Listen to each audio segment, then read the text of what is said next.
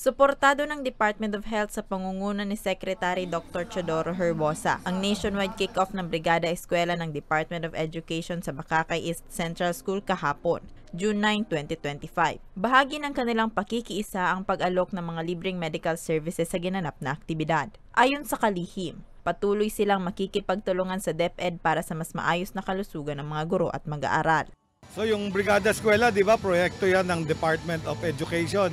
Kami po, nangusan loob, natutulungan namin ang mga guro, ang mga administrative staff at bigyan sila mga serbisyong pangkalusugan. Libreng serbisyo sa ating mga teacher, mga school staff at lahat pa ng pamilya nila.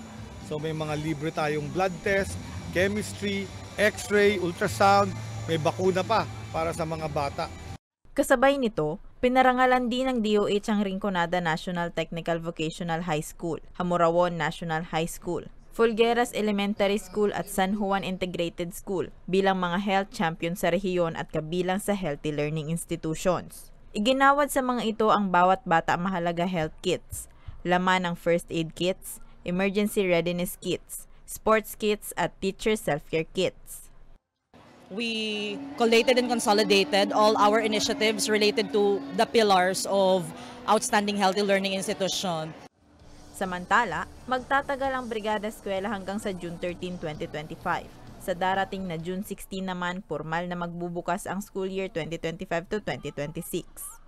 Para sa mga balitang Tatak Bicol, Rose Bilista.